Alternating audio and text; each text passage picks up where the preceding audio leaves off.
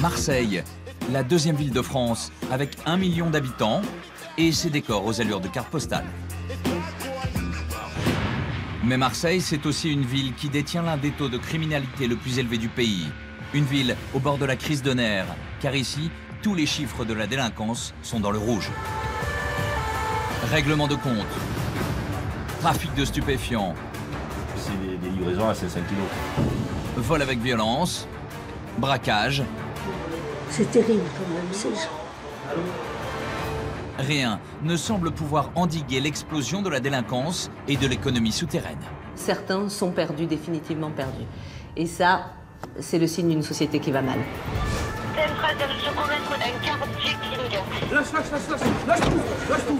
Ils peuvent souvent s'attaquer à des personnes donc pour un téléphone portable, un collier. La voiture, elle est gavée d'armes. Là, c'est du gros calibre. On a trouvé un pain de plastique avec un détonateur planté dedans. Dans les braquages, ils font le stup, ils font les homicides. Ils sont multicartes. À poil pour les beaux mains, toi. Oh, réveille-toi. Oh, calme-toi, doucement, calme-toi. Pendant 3 mois, nous avons suivi le quotidien des policiers et des magistrats qui tentent de faire respecter la loi dans la cité phocéenne.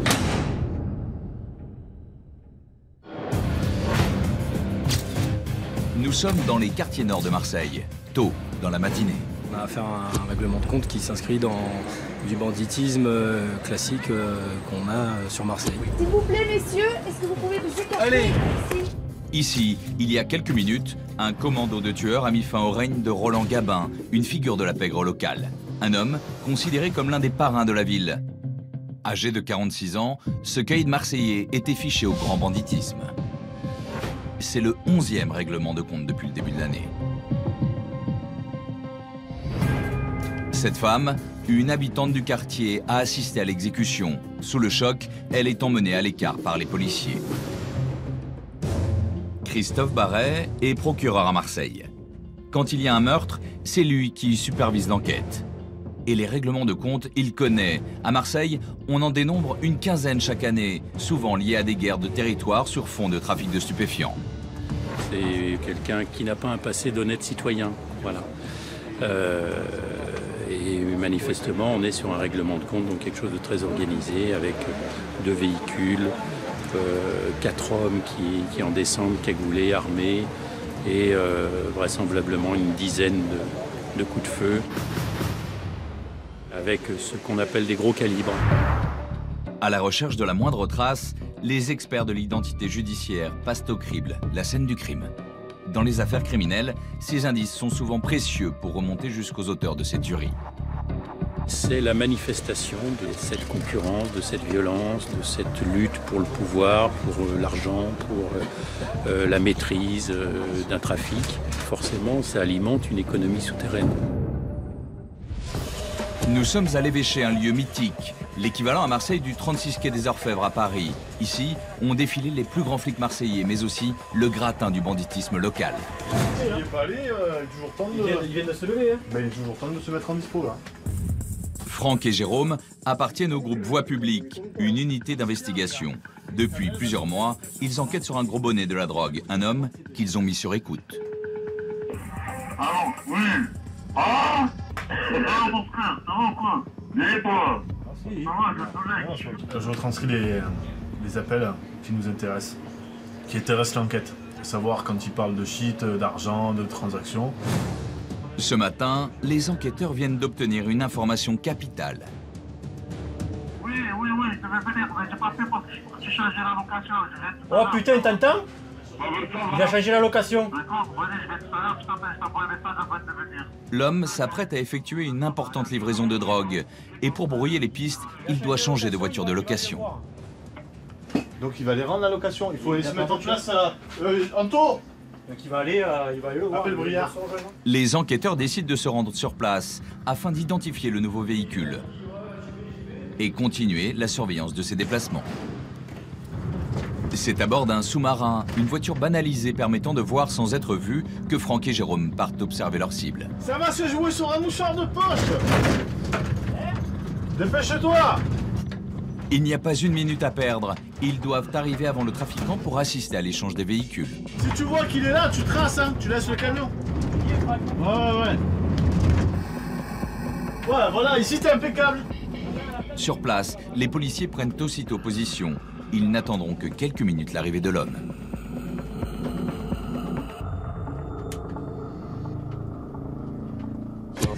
C'est lui.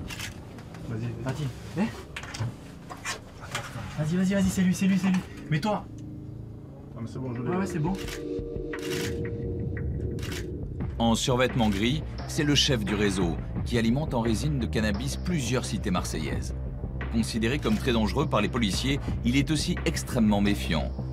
Il fait un premier arrêt devant l'agence de location avant de décider de déplacer la voiture. Du sous-marin, les policiers ne peuvent plus l'observer.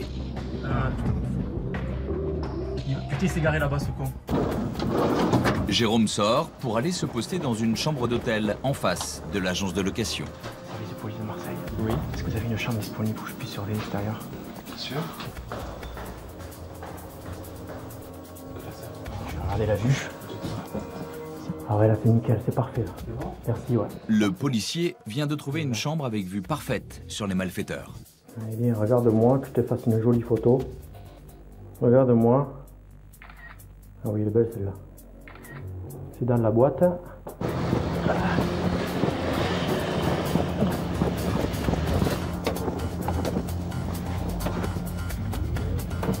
Tu l'as vu?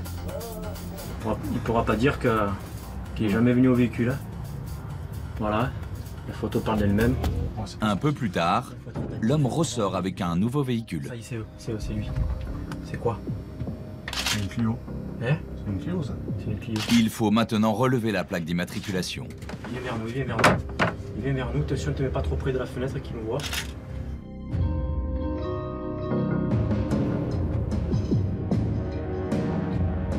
C'est dans la boîte. Allez, on a fait le job. Nickel. Retour à l'évêché, le lendemain.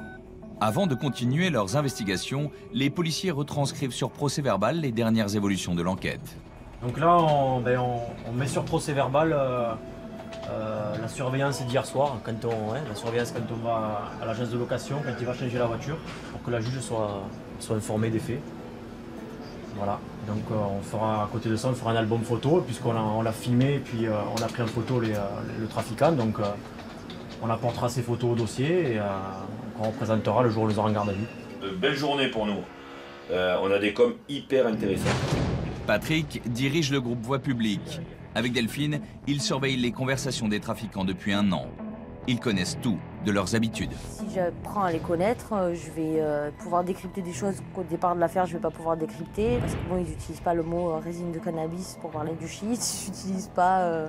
voilà, ils ont un jargon à eux. Et donc les écoutes téléphoniques, à force et l'habitude, ça va me permettre de savoir de quoi ils parlent et surtout préparer ce qu'ils vont faire, quoi. Et justement, ce matin, le chef du réseau négocie auprès de son fournisseur le prix et la qualité du cannabis. Les malfaiteurs ont des codes. Ils parlent de numéro 4 ou de médaille pour différencier les échantillons de cannabis.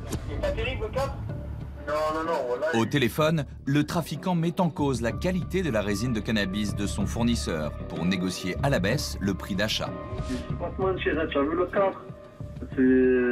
Sans te mentir, il avait une odeur de bouse, le machin. Tu as bien testé et tout, parce que lui, c'est le seul qui me dit ça. T'es le seul qui me dit ça. Moi je pense que peut-être que comme il n'a pas les fonds pour acheter à ce prix-là, il essaye ou de faire baisser les prix pour essayer de l'embourbiner. C'est ce qu'il dit avec... Quand il dit on va essayer de le niquer, c'est peut-être lui qui va essayer de niquer. Là on voit que c'est une préparation de grosses livraisons parce qu'il commence à prendre un peu de produit pour le goûter, pour voir. C'est une grosse affaire, ouais. Ça oui, c'est une grosse affaire. Dans une pyramide, on est quasiment au sommet de la pyramide, là, avec les échelons intermédiaires. On arrive à pratiquement tous les livreurs, les fournisseurs, les intermédiaires, ceux qui mettent en relation les fournisseurs. Donc on est sur presque au sommet d'une pyramide, quoi. Et là, on parle de combien de kilos? Là, on parle entre 500 et je pense que c'est des livraisons à 500 kilos, quoi. 500 kilos de résine de cannabis. C'est plus d'1 million d'euros à la revente. Les gars, on se réunit? Une livraison de drogue est prévue bientôt. Patrick réunit ses hommes. Viens, on fait un bruit, tu appelles les autres. Pic, tu sais où il est? Les policiers ne sont pas censés travailler ce week-end. Pourtant, ils se rendent tous disponibles. Donc ce week-end, il faut que je mette le groupe en alerte. Qui c'est qui est déjà dispo pour le week-end en entier? On prend tous une radio. Parce que sur la surveillance, il faut que tous qu'on soit en radio. Ouais, quel sera le but normalement? Identifier le livreur. Si le livreur est là, on essayera de déclencher une surveillance, une filature sur le livreur. D'accord. Hein? Toute la nuit, Patrick et ses hommes vont épier les conversations des voyous dans l'attente du top départ.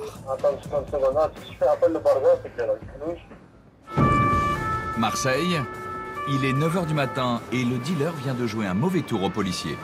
À la dernière minute, il a donné rendez-vous à son fournisseur à plus de 50 km de Marseille. Allez, putain, bouge-toi, quoi. Il rade pas dans le rétro, les gens, quoi. Obligé de les pousser, quoi. Pour Jérôme et ses collègues, une course contre la montre vient de s'engager. À plus de 160 km/h, les policiers tentent de rallier le lieu du rendez-vous pour assister à l'échange de la marchandise et identifier le livreur. Et là, on verra ce qu'on fait, si on tape ou si on laisse faire et qu'on peut dur de les rattraper. À 180, si vous la 130. Moi, j'ai bien ils ont de l'avance pour éviter les contrôles et éviter de se faire arrêter sur l'autoroute. Ils essaient de respecter la limitation de vitesse pour éviter d'attirer l'attention. Et donc, ils ont pris là, cette fois-ci, ils ont pris des petits véhicules justement pour éviter de se faire repérer. Là, c'est tendu. Effectivement, il est trop tard. Sur place, les policiers constatent qu'ils ont raté les malfaiteurs. L'opération est annulée. Pourtant, à l'évêché, on ne perd pas espoir. Si maintenant on a une livraison qui se fait dans la journée, il faut qu'on soit prêt. Et donc il faut qu'on accélère à tous les niveaux. Parce que souvent dans ces affaires, le problème c'est qu'on est en retard sur eux. Donc on arrive après coup. Et donc, tandis que là, on peut être en avance. Donc en étant là, ça nous permettrait de leur passer devant et de pouvoir les interpeller au moment de la grosse livraison. C'est pour ça qu'on est plus excité maintenant, parce qu'on essaie d'arriver plus vite. Pour Patrick et ses hommes, l'enquête est loin d'être terminée. Si on ne tape un et on ne tape pas l'autre, on risque de perdre tout le monde. Les trafiquants vont encore leur donner du fil à retordre. Ouais, les gars, attentifs, ils ont repéré les plaques d'immatriculation des véhicules. Et vous verrez que l'obstination des policiers va finir par payer. La voiture, elle est gavée d'armes. Là, c'est du gros calibre. Ouais. La lutte contre la délinquance et l'économie souterraine, ce n'est pas qu'une affaire d'investigation de longue haleine. Non, on y va, on n'a pas le temps, C'est aussi la mission quotidienne des policiers de terrain qui quadrillent les rues de Marseille. Dès que vous êtes en place, on rentre. Nous voici à présent avec une équipe de la BAC, la brigade anticriminalité. Lui, c'est Didier, et avec ses hommes, ce soir, il prépare une opération anti-stup dans la cité la plus dangereuse des quartiers sud de Marseille. Une brigade de fonctionnaires en uniforme a été appelée en renfort pour faire diversion. Bon, là, il y a les guerriers, là. On va essayer d'attaquer Herbel. Ouais, faut lâcher le camion. Objectif, arrêter un dealer de cannabis, un charbonneur dans le jargon policier. Il sévit au cœur de la cité d'Herbel. C'est une intervention complexe et à haut risque. On aimerait que vous alliez contrôler les mecs d'Herbel, tiens la pharmacie. Ouais. Tu te mets le long de la pharmacie là, vous montez là, et voilà, vous restez là, ça va crier de toute façon, hein. Dès qu'ils vont vous arriver, ça va crier, ils vont partir. Et vous restez là, vous faites un petit contrôle, un point de fixation pour attirer l'attention. Ça se carapate direct. Oui, ben ça se carapate, vous contrôlez les 2-3 cons qui restent au milieu là, voilà, c'est histoire de... Pendant ce temps-là, les collègues font le tour par derrière, Seb et José, ils vont monter dans les coursives. Après, on s'en va, vous en allez, et après on les attaque. Si jamais on est levé d'entrée au deuxième, ouais. On tapera de suite, on descendra. On tape de suite, voilà, allez, allez, on tente le coup. La clé de la réussite, ne pas se faire repérer. Dans cette cité, la vente de la drogue est bien rodée. Les choufs, des guetteurs chargés de prévenir en cas de descente de police, sont partout. Ah, ils sont organisés, Le problème, c'est qu'il y a même des personnes qui ne sont pas payées pour le faire, pour annoncer notre arrivée, qui le font. Donc, sûr. Il y a beaucoup de complices, hein. Beaucoup de gens qui vivent de tout ça. C'est le sport national d'annoncer l'arrivée de la police. Combien il touche un gars pour crier la journée? 50. 50 € pour crier, c'est bien. C'est une école. Ouais, 14 ans, 50 € par jour, c'est bien. Les équipes sont en place. Didier attend le signal pour intervenir. On arrive. Christophe, on rentre, hein? Les policiers viennent tout juste de rentrer dans la cité et les guetteurs avertissent déjà leurs complices de l'arrivée de la police. Ça crie. Les policiers doivent faire vite, très vite.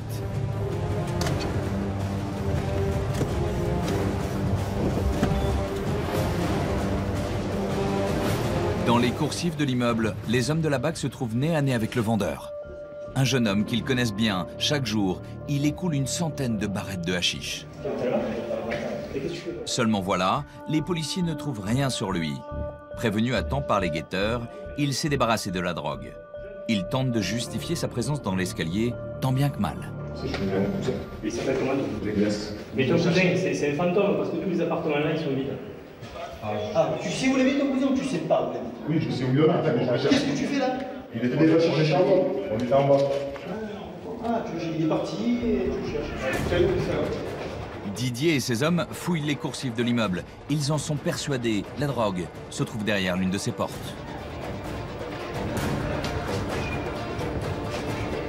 Mais impossible de savoir laquelle.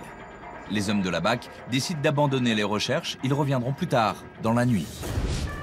À l'heure de la fermeture des bars, les policiers sont appelés pour un vol à l'arraché. Une femme s'est fait agresser dans le centre de Marseille. 2 jeunes en scooter lui ont dérobé le contenu de son sac à main. Comment ils étaient ces jeunes? C'est des petits jeunes. Ils sont partis vers où? Ils sont partis, pas cette ruelle. Ils ont pris mes chaussures et ils m'ont arraché mon sac. Vous étiez où avant? C'est parce que je sais pas. Visiblement ivre, elle a du mal à expliquer ce qui s'est passé. M'a tout pris, merde. M'a tout pris. Madame, est-ce que vous avez quelqu'un à appeler? Vous pouvez nous chercher? J'ai même pas de numéro en tête. Tiens, mettez-vous sur le trottoir, venez. J'ai pas de numéro en tête. Mettez-vous sur le trottoir, il y a une voiture qui arrive.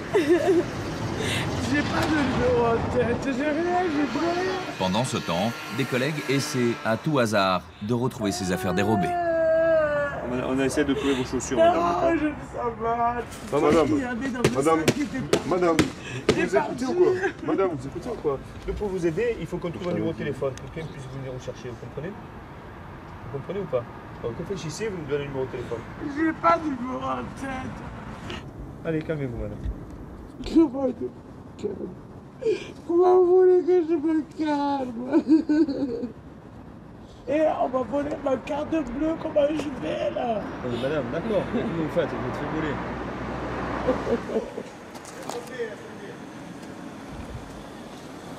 rigolé. Il a tout trouvé, les cartes bleues, le téléphone. Voilà, il y avait tout là. Elle s'est pas fait arracher. Je crois que... Madame, regardez. Regardez. Madame, regardez. Votre carte bleue, votre téléphone, il est allumé. Mais comment ça se fait? Ben, je sais pas. Il y a quelqu'un qui vous a téléphoné, Esther. Esther, oui. Je sais pas si vous avez un petit peu trop bu. Rappelez-la. Attendez. Pourquoi je voulais Esther qu'elle vienne nous chercher? On va le torcher. Cette fois, il n'y a pas eu d'arrachage.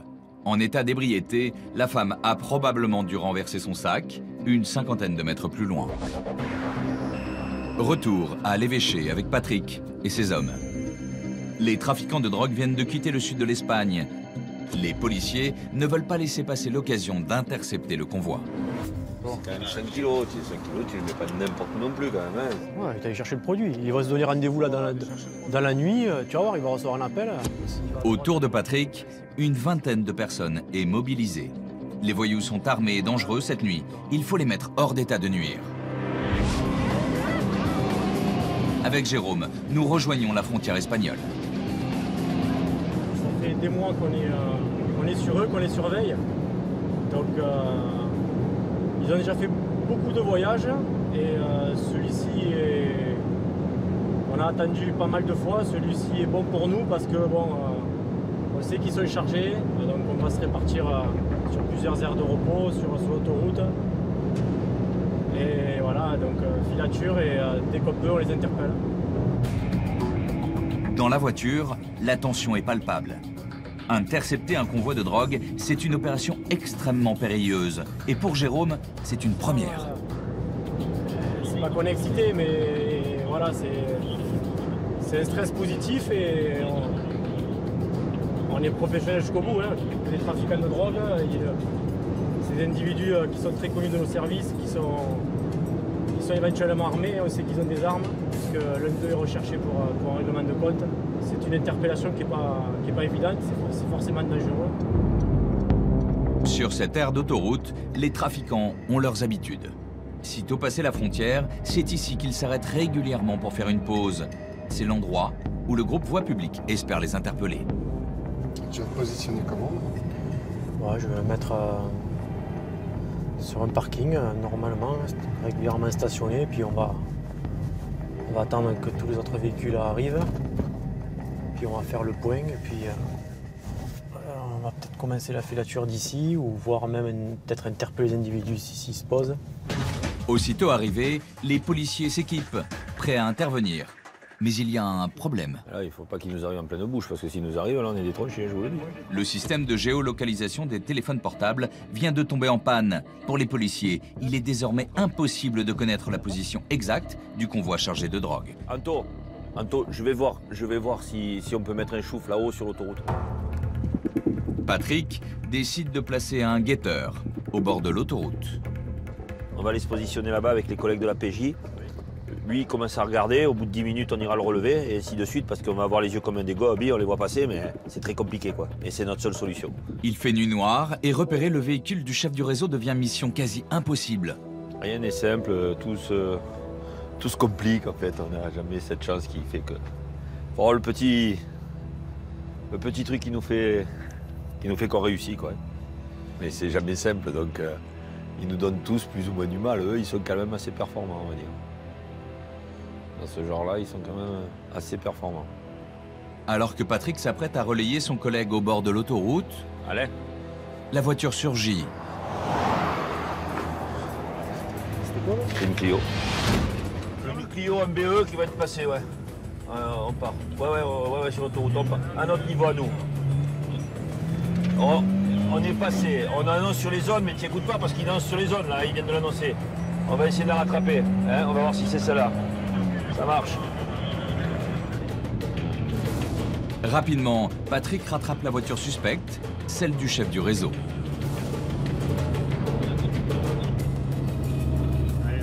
Ouais, repérée, la voiture est repérée. On vient de la dépasser, elle est repérée. La Clio est repérée. Elle arrive derrière, elle est derrière nous. Vous pouvez enclencher derrière pour un véhicule pour essayer de le récupérer. Elle est au point kilométrique 23N. 23N. Elle roule doucement. Vous avez tenté de l'intercepter? Non, c'est la voiture ouvreuse. En tête du convoi, la voiture ouvreuse a pour mission d'alerter le véhicule porteur de la drogue d'une éventuelle présence policière sur le trajet. C'est cette voiture porteuse qui intéresse les policiers. Alain, Patrick, est-ce que quelqu'un reste sur le site quand même? Parce que la voiture porteuse peut se trouver derrière et va peut-être passer. Sans système de géolocalisation, les policiers sont obligés de prendre des risques en restant très près du véhicule pour ne pas le perdre de vue. Priorité à Patrick, là, je voudrais du monde avec nous parce qu'il roule à 90 km/h, il ralentit systématiquement. On va finir par se faire détrocher si on reste tout seul. On est devant la Clio, et on observe, il n'y a pas de souci pour ça. Ouais, si c'est toi avec la Mondeo 84, tu vas lui tomber dessus, tu arrives trop vite sur lui. Hein. Mais soudain, tout s'effondre. Les policiers viennent de capter une communication des malfaiteurs. Ils sont repérés. Ouais, les gars, attentifs, ils ont repéré, ils viennent d'appeler un mec pour les plaques d'immatriculation des véhicules. Ils demandent si c'est des véhicules de brigade. Donc à mon avis, il nous a repérés. Hein. C'est avec les véhicules, la vitesse à laquelle ils roulent, c'est un peu normal. Hein. À Marseille, les caïds de la drogue connaissent l'immatriculation de la plupart des véhicules de police. C'est le b.a.-ba du métier. Et ici, les sorties, on est bon, hein, on n'en sait rien. Hein. Patrick décide de cesser la poursuite. Par expérience, il sait que la voiture chargée de drogue est déjà prévenue et doit certainement avoir déjà quitté l'autoroute. C'est la chance qui leur sourit, hein. Parce que là, si on n'avait pas été abandonné par la technique, on n'aurait pas été obligé de prendre des risques. Ces risques se retournent contre nous, quoi. Et puis c'est le métier parce que ça fait partie de notre quotidien. Hein. Si on réussissait à tous les coups, c'était une chance exacte. Ce n'est pas le cas, donc. Peut-être même avant, dès que la possibilité va nous être donnée, on va recommencer. Et c'est notre lot quotidien, qu'est-ce qu'on a malheureusement. Réunion de crise à l'évêché. Les policiers n'ont plus aucune nouvelle des trafiquants. Se sachant repérés, ils se font discrets. Il y a urgence, il faut les arrêter avant qu'ils ne disparaissent définitivement. C'est à leur domicile que les policiers vont les interpeller demain matin à la première heure. Je présente rapidement l'affaire, on évoque après le dispo pour demain matin. Lui, c'est le commissaire de Freitas, une figure de l'évêché. Il supervise le dispositif et assigne à chaque équipe sa mission. À l'ordre du jour, l'arrestation de 14 trafiquants de haut vol. Demain, on a quasiment une centaine de fonctionnaires dehors. On a mis en évidence l'existence du trafic et la responsabilisation d'un certain nombre de personnes en trafic. Et à un moment donné, il faut bien y mettre un terme. Bon, allez, on va les préparer. Là, on fera ça. Parfait. Il est 5 h du matin. Une à une, les équipes se préparent pour l'opération. Mais encore une fois, un imprévu remet tout en cause. Le chef du réseau a quitté son domicile en pleine nuit. Le problème, c'est que si on est sûr qu'il est à l'hôtel, on va, on trouve l'hôtel, on sait où il est. Mais s'il est chez une pauvre, on est mal. Si on en tape un et on ne tape pas l'autre, on risque de perdre tout le monde. Ben, le grain de sable, c'est que... Et ses collègues ne sont pas au point où on pensait qu'ils seraient. Et ça bascule tous les effectifs, ça chamboule tout. Et avec la partie inconnue, est-ce qu'on va arriver à retrouver là où ils sont? Le coup de filet est finalement maintenu. Une équipe part immédiatement localiser le nouveau point de chute du chef du réseau. Patrick, de son côté, se rend dans une résidence du centre-ville de Marseille. Là, tu pars à gauche, là, juste de suite, et c'est le premier box à gauche. Son objectif, la perquisition du lieu de stockage supposé de la drogue. Dès l'ouverture, première surprise. Les policiers découvrent une puissante voiture de sport, sans plaque d'immatriculation et récemment volée. C'est une surprise, oui. Parce qu'on pensait qu'ils s'en étaient déjà débarrassés. Mais non, ils l'ont gardé. Ils sont conservateurs. Pourquoi? Qu'est-ce qu'il y a? Du matos de stup ou... 2, 3, 4, 5, 6, 7... Dans ces sacs, plus d'une vingtaine de kilos de résine de cannabis d'une valeur de 40 000 €. Et c'est loin d'être fini. La voiture, elle est gavée d'armes. Ils découvrent un véritable arsenal de guerre. Kalachnikov, pistolet mitrailleur, fusil à pompe, munitions. Là, c'est du gros calibre. Les policiers mettent à jour l'attirail complet des nouveaux mercenaires de la drogue. Ces caïds des cités marseillaises règnent désormais sur le trafic de stupéfiants. Tout ça, ça fait partie d'une tenue de combat, quoi. Il est noir, regarde, tout est noir. Ils sont jeunes, armés et prêts à tuer pour imposer leur loi. Ouais, chef, c'est moi. On vient d'appeler les artificiers parce qu'on a trouvé un pain de plastique avec un détonateur planté dedans dans les affaires qu'on a récupérées. Non, je sais pas, on dirait des trucs électriques comme un militaire. Pour les artificiers, désactiver un tel engin est une opération périlleuse. Ce qui est sûr, c'est que c'est des prêts collés, double face derrière. Les spécialistes viennent de désamorcer l'explosif. Le danger est écarté. C'est des armes liées au trafic de stupéfiants, de shit. De cannabis, résine de cannabis qui font qu'ils se tirent dessus dans les cités. Profit rapide. Et l'explosif? L'explosif, c'est pareil, quoi. Je veux dire, c'est comme si on multicarte dans les quartiers maintenant, ils font un peu tout, quoi. Braquage, ils font les braquages, ils font le stup, ils font les homicides. Ils sont multicartes, hein. C'est difficile maintenant d'avoir une spécialisation dans la délinquance, hein. Surtout des quartiers. Où ils se lèvent le matin pour choisir ce qu'ils vont faire aujourd'hui. Voilà, c'est comme ça. Bon allez, on va continuer. Le démantèlement du réseau est un succès total. Tous les individus ont été arrêtés. Et surtout lui, le chef du réseau, observé quelques jours plus tôt devant l'agence de location de véhicules. Jérôme l'a localisé dans un hôtel près de Marseille. L'opération d'aujourd'hui marque la fin de son ascension criminelle.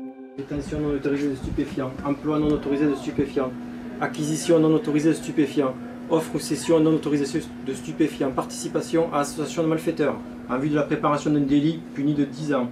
Là, au départ, c'était local, te concernant, c'est national et international. Voilà. Ok ? Voilà. Il aura fallu plus d'1 an d'enquête pour démanteler ce réseau de trafic de stupéfiants et faire tomber ces nouveaux caïds marseillais de la drogue. Eh bien, on va faire le point, on va taper tous les procès-verbaux pour faire son interpellation, sa garde à vue, et puis il ira voir gentiment son avocat. Bon, tu nous as fait galérer quand même un peu, je dis pas que ça a été facile. Hein. Tu nous as fait galérer quand même. Hein. C'est parce que bon, on a un peu marre de te courir après. Hein, parce que nous aussi on a une vie. Hein. Le week-end on a mis les passer à la maison, le soir. Hein, à un moment donné, il suffit de courir, le chat et la souris ça va un peu. Pendant 4 jours, la durée légale de la garde à vue en matière de stupéfiants, le trafiquant va être interrogé par Delphine. Moi personnellement, franchement, je vais être correct et direct. La vérité, j'ai rien à dire. Moi ça me va. Je sais, j'ai pas attendu tes auditions. Ouais, pour, sais, là, franchement, ce coup-là. Vous avez tout ce que vous avez, ouais, je sais, vous avez. On est blindés là. Bon, allez, on se revoit plus tard. On va les mettre à l'ombre pour un moment, mais j'ai pas besoin de leurs aveux pour les mettre à l'ombre. Là, je sais que j'ai tout dans la boîte. C'est une belle affaire. Ouais. c'est l'affaire. Ça va être une des affaires de ma carrière, je pense. Là, ça fait 1 an et demi. J'attends de les faire avec impatience. Dans l'attente de son audition, l'individu est conduit dans les cellules de l'évêché. Ouais, toi, tu es tranquille en bas, faut pas le bordel. Hein? Tu es pas minot, de toute façon, hein. Faut pas te le dire. Il encourt une peine de 10 à 15 ans d'emprisonnement.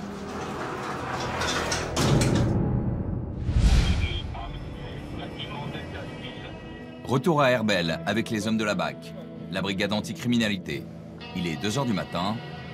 Les policiers comptent sur l'effet de surprise pour interpeller le revendeur de drogue.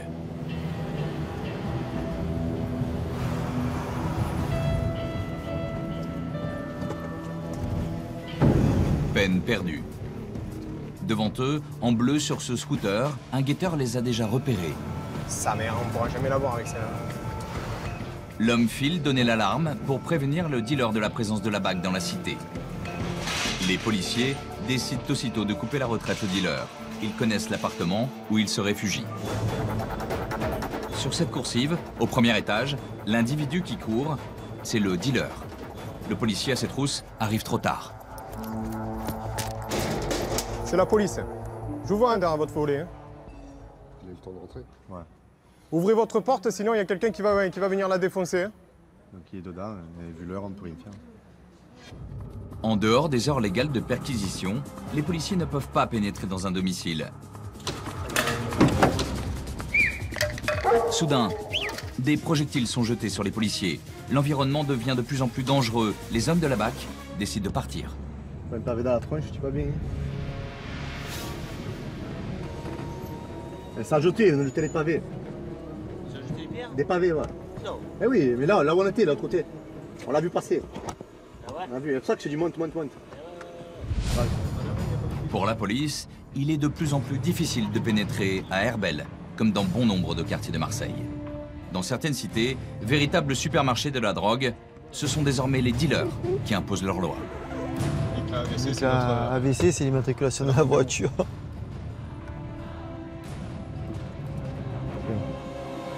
Quelques minutes plus tard, c'est dans un autre quartier que les hommes de la BAC sont appelés. Un rodéo est en cours. 2 jeunes dans une voiture noire multiplient les passages en trombe au bas de la cité de la Cravache. Souris sur la gauche. Ils tournent avec. Ouais, ils font le rallye avec. Avance, elle est à la gauche là. Elle est à gauche là. Bloque là. Hop, bouge pas. Bouge pas. Les mains sur le capot. Ouais, monsieur, attendez, je suis handicapé. Ah ouais. Qu'est-ce que tu fais là? Je suis handicapé, monsieur. Ah, qu'est-ce que tu fais là? On a garé la voiture à mon collègue, là, il nous a dit de le garer. Sors. Éteins-moi ça. Voilà. Tu es handicapé, assis-toi là. Ouais, je suis handicapé. Assis-toi. Assis-toi. Tu n'as rien sur toi? Non, je vais me dire. Affolé à la vue des policiers, le conducteur a embouti la voiture dans un mur. Elle est sérieusement endommagée. Et le jeune, à peine majeur, n'a pas le permis. Elle était garée là-bas, je voulais la garer là et j'ai tapé. Voilà, elle a tapé. Tu n'arrêtes pas de faire des tours, on le sait. On nous a appelés, jeunes. Non, ça fait un moment que tu fais le con dans la résidence, c'est ça? Ah, voilà. Pourquoi tu le dis pas? Le mec, il n'a pas le permis, il vient de fracasser sa voiture dans un truc. Enfin, la voiture de quelqu'un d'autre, tu sais, d'un collègue de la cité, là. Le propriétaire du véhicule est injoignable. Visiblement, il prête sa voiture aux jeunes du quartier qui se l'échangent et s'amusent avec. Allez, retourne avec tes collègues là-bas. Ça va, c'est bon. En fouillant la voiture, un policier découvre quelques grammes de cannabis sous une trappe du coffre. Le conducteur est emmené au commissariat pour défaut de permis et détention de drogue. Là, c'est du shit qu'on a trouvé dans la voiture. Quelques barrettes. Évidemment, le jeune joue l'étonné. Il nie être le propriétaire des barrettes de shit. C'est pas à moi, ça. Je savais même pas qu'il y avait ça, je vous le jure. Mais comment on fait maintenant? Pas pareil là. Eh ouais, mais qu'est-ce que je te dis? C'est ça que ton propriétaire il est pas venu depuis tout à l'heure, parce qu'il savait ce qu'il y avait dans la voiture. Lui. Il y a combien de dedans? 12. Sérieux? C'est une go fast. Les policiers s'amusent de la situation. Tranche de vie habituelle dans un commissariat de Marseille. Combien on touche la cravache? Hein? Ah, je sais pas, moi je suis pas dans ça, rien. Ah, c'est pas mon boulot, moi. C'est quoi ton boulot? C'est quoi ton boulot? Mon boulot, c'est dormir, hein. Tu nous régales. Finalement, le jeune sortira quelques heures plus tard. Il sera convoqué par la justice dans quelques mois. Audrey Joinneton, procureure au tribunal, voit défiler chaque jour dans son bureau des jeunes de cité. Elle ne cache pas son inquiétude face à l'augmentation de cette délinquance. Il y a une véritable organisation mafieuse dans certaines cités de Marseille. Et c'est vrai que le constat est tel d'une espèce de génération dont je ne dirais pas qu'elle est perdue parce que ça va à l'encontre de mon éthique de magistrat. Mais c'est vrai que on se dit parfois que certains sont perdus, définitivement perdus. Et ça, c'est le signe d'une société qui va mal. Impuissance, découragement, des sentiments que partagent les policiers et les magistrats à Marseille. Ils s'inquiètent de l'omniprésence de la drogue dans les cités et de la violence que le trafic engendre. Nous retrouvons Jérôme et Delphine du groupe Voix Publique. Il est 6 h et ce matin, ils vont interpeller les auteurs d'un vol à la portière qui a eu lieu il y a quelques mois. En fait, ils ont commis un vol à la portière ici même, hein, dans ce quartier-là, sur une personne qui était tranquillement au feu, arrêtée. Et nous, il se trouve qu'à ce moment-là, on était en surveillance et on était en train de filmer justement les mêmes personnes pour d'autres faits, hein, une autre enquête. Sur cette vidéo, filmée par la police, on voit 2 jeunes en pleine action. Hop, il a arraché. Il a arraché le sac. En rouge, en train de courir, l'auteur du vol. Il vient de dérober le sac d'une automobiliste. Un sac posé sur le siège passager.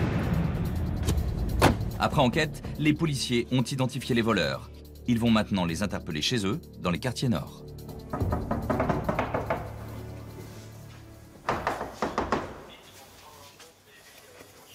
Madame...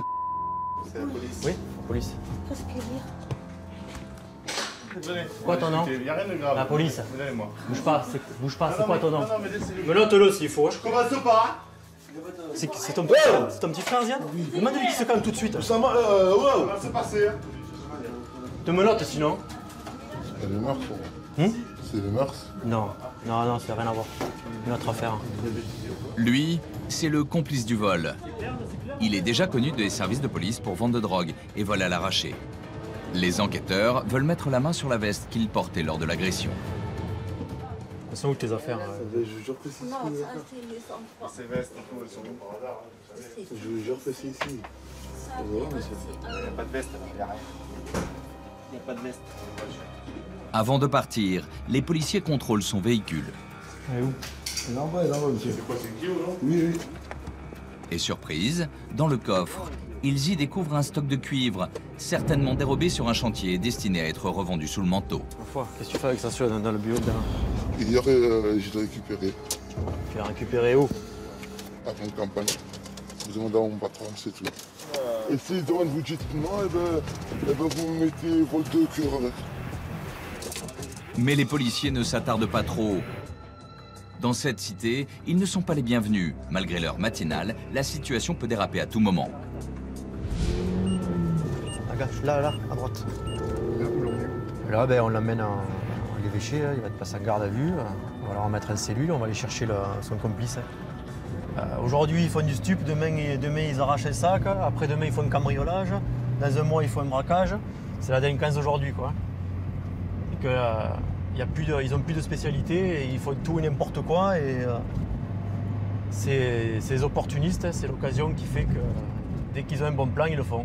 Et donc là, en l'occurrence, ils vendaient du stup. Et d'un coup, une voiture qui les intéresse, un sac sur le siège avant. on ouvre la portière, on arrache le sac. Voilà. Manque de peau, on était là. Reste à interpeller l'auteur principal du vol. Une interpellation qui, vous allez le voir, va s'avérer mouvementée. Ouais, c'est la police, monsieur.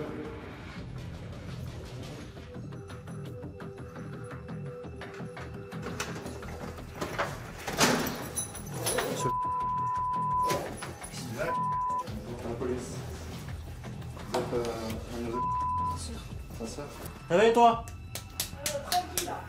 Réveille-toi.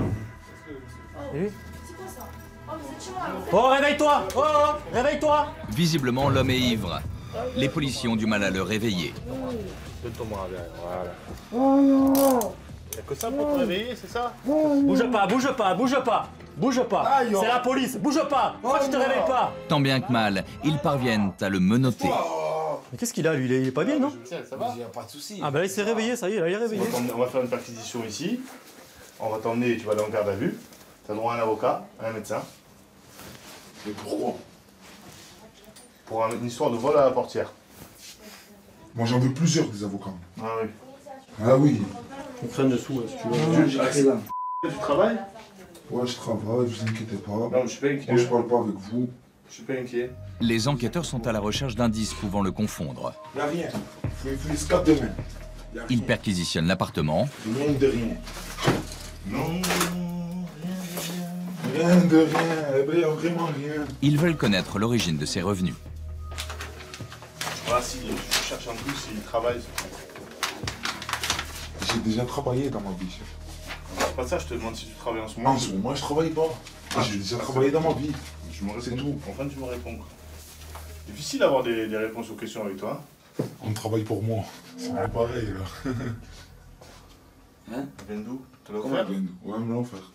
T'as la facture ou pas? Non. Et puis, machin. Faites le ménage. Videz tout. Fouillez poche par poche. Parce qu'il y a vraiment rien. Vous avez fait une grosse erreur. On va faire le reste de la maison, hein? Oui, monsieur. Comment on fait?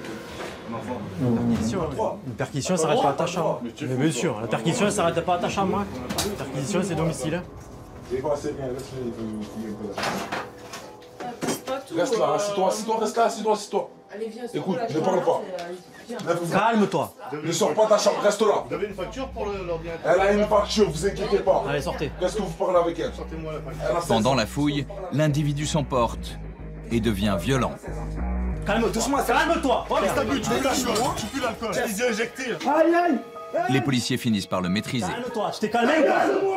T'arrêtes pas de bouger, tu restes trop agressif, ne bouge pas. Tiens, regarde, ça va. Tu bouges pas.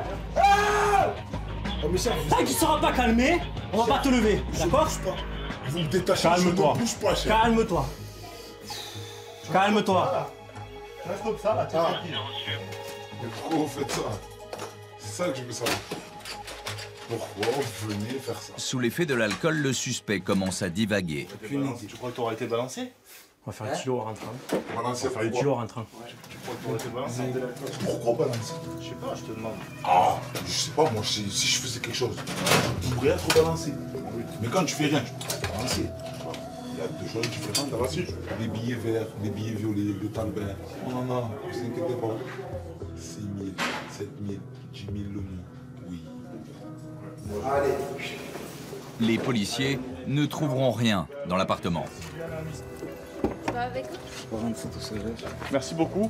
Tant mieux. Allez, les gars. C'était pas dangereux, mais bon. Là, on va directement à l'évêché. On va passer en garde à vue le jeune homme. Et on va commencer l'enquête. On peut la commencer là. Du moins la finir, parce qu'elle a déjà commencé. Les arracher de sac à main, c'est pas pour moi. Je mange pas de ce pain-là. Tant mieux. Quel pain tu manges? Ah, ça c'est un autre jeu, ça. Il faut rentrer dans l'autre jeu après. C'est plus pareil. Il allait se donner comme ça, le jeune. Et ben après, je travaille à la poste avec mon père. C'est amusant, non? À l'évêché, les enquêteurs lui font passer un contrôle d'alcoolémie qui va confirmer leurs premières impressions. Souffle. Tant que le téléphone arrêté. J'ai dit qu'il est où? 1 gramme 20 dans le sang à 10 heures. Donc c'est quand même pas mal. Hein. Ça veut dire qu'il avait beaucoup plus il y a quelques heures. Hein. De retour dans les locaux du groupe Voie Publique, les policiers lui signifient sa garde à vue. Tu fais la GAV de lui? Ouais. Y a pas de soucis, je reste calme, vous inquiétez pas. Oui, il était connu pour être Ouais, non mais il est un peu fumé ce mec, on le savait un peu, donc c'est pour ça qu'on prend des précautions, mais il a voulu s'exciter, il a commencé à se débattre, à donner des coups, donc on est obligé d'employer la force strictement nécessaire pour le maîtriser, c'est pas lui qui mène la danse, c'est nous. Hein. Dans l'attente du procès, l'homme et son complice seront remis en liberté et placés sous contrôle judiciaire. Dans la cité phocéenne, les forces de l'ordre restent mobilisées pour endiguer les trafics en tout genre. Tu vois le gant bleu ciel, ça fait 2 fois qu'il fait un aller-retour. Messieurs, bonjour. Marchandises à déclarer à la douane? Oh putain! Voleurs à l'arraché, revendeurs d'or, les policiers sont sur tous les fronts. Allez, ça part. Tu reconnais ce scooter ou quoi? Tu n'as pas l'impression que tu es parti avec? Et ils se montrent impitoyables. C'est un contrôle, monsieur. Vous avez rien de particulier sur vous, monsieur? Videz vos poches ici. Ma chevalière, j'en étais tous les soirs là. J'ai regardé, elle y était. Tu vas aller me gâcher tout ça pour un collier? Mais là, vous êtes en train de la gâcher, votre vie, monsieur. On vient procéder à un contrôle de la bijouterie. Je vous informe que vous êtes donc placé en garde à vue.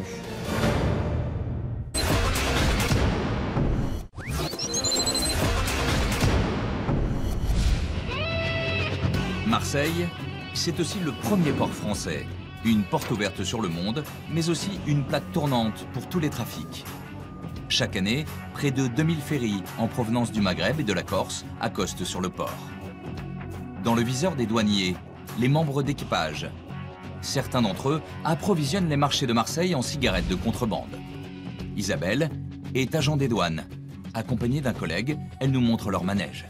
Ah tiens, tu vois le gant bleu ciel, ça fait 2 fois qu'il fait un aller-retour, lui. Et il est revenu avec des marchandises tout à l'heure, donc ici, lui, c'est vraiment une monnaie d'échange. Trafic fourmi, c'est ça? Ouais. Il exporte une cartouche et 2. Lui, là, il doit avoir 1 ou 2 cartouches. Ça, c'est des gars comme ça qu'il faut suivre. Et en fait, tout à l'heure, je l'ai vu revenir avec un sac de course. Cartouche par cartouche, ou plusieurs cartouches, 2 cartouches, mais jamais beaucoup, en fait, pour pas se faire attraper. Et ils stockent ça ou dans des hôtels ou dans des épiceries. Et en fait, ils sont payés et ça sert de monnaie d'échange souvent pour s'acheter à manger et ramener au bled. Voilà. C'est ce qu'on appelle le vrai travail de fourmi. Ouais, c'est du trafic de fourmis, ouais. Les marins ne sont pas les seuls à se livrer à ces petits trafics. Il y a aussi les passagers des bateaux. Johan est agent des douanes. Ce matin, il se rend au point de contrôle des véhicules en provenance du Maghreb. Donc là, on fait l'arrivée du Carthage. Un ferry, le Carthage, vient d'accoster en provenance de Tunisie. Bon, on va procéder par ciblage des véhicules. Et comment vous faites pour les cibler? Des petits critères personnels, on va dire. En fonction en fonction déjà d'une expérience et ensuite d'une approche de la personne au moment du contrôle. Qu'est-ce que vous trouvez en majorité? Alors là, c'est essentiellement des cigarettes et de la contrefaçon. Il y a un gros impact du port de Marseille sur le trafic de la région. Johan et son équipe vont contrôler plus de 150 véhicules. Valises, sacs, moteurs, banquettes, planchers, tout y passe. Messieurs, bonjour. Marchandises à déclarer à la douane? Non. Est-ce que vous transportez plus de 10 000 €, messieurs? 10 000 €? Oui, pour vous-même, la famille ou... Non? Johan vérifie le chargement de la camionnette. Il découvre plusieurs centaines de serviettes de bain. Il soupçonne une importation illégale. C'est destiné à la vente sur les marchés, ça? C'est pour les vendre sur les marchés? Non? Parce que là, c'est que du neuf, hein? Vous avez une facture pour toutes ces marchandises, là, ou pas? Oui? Vous pouvez me la montrer? Merci. Le propriétaire est en règle. Johan le laisse partir. Alors vous allez sortir ça, me le mettre sur le banc là, hein? En contrôlant cette voiture, Agnès vient de mettre la main sur plusieurs cartouches de cigarettes et des contrefaçons. Quand je vous pose la question qu'avez-vous à déclarer, c'est les cigarettes qu'il faut me déclarer, monsieur. Eh oui, pas me dire rien, hein? Eh oui, ça c'est interdit, hein? Les cigarettes, il m'en a dit 2 cartouches, il y en a beaucoup plus. Quand on dit 2 cartouches, c'est 2 cartouches de 10 normalement. Et là, c'est des 25. Si c'est des 17, ça m'étonnerait. Ah si, et des, vous voyez, il a mélangé le... Il a mélangé. Là aussi. Voilà, c'est des cartouches mélangées. Là aussi, c'est interdit, monsieur. Mais c'est pas pour moi, bien sûr que c'est pour vous. Mais c'est interdit, monsieur, ce sont des contrefaçons. Et ce n'est pas fini. Elle décide d'approfondir ses recherches. Ça continue, oui. Ouais. Chaussures et vêtements de contrefaçon, l'homme pensait faire de bonnes affaires, mais il va vite le regretter. Il va avoir une amende à payer. Ensuite de ça, elle va être mise en dépôt chez nous et ensuite détruite. Eh bien, on va voir combien ça va faire, combien il a sur lui et ce qu'il va devoir payer. S'il est récidiviste ou non, on va voir ça à l'intérieur. Attendez, là. Alors, monsieur, donc là, ce sont les marchandises interdites. Madame, toujours, c'est... Non, mais... Ça, c'est pour moi, ça. Ça, c'est pour tout mon frère, ça, c'est pour moi, ça. C'est pas les cigarettes, je prends. L'individu tente de faire plier Agnès, mais rien n'y fait. Elle reste inflexible. Oui, mais en France, c'est pareil, c'est du tabac. Tabac, c'est tabac qui soit manufacturé. C'était ça, là. Oui, mais c'est du tabac. Alors, je vous explique. Vous avez de l'argent sur vous?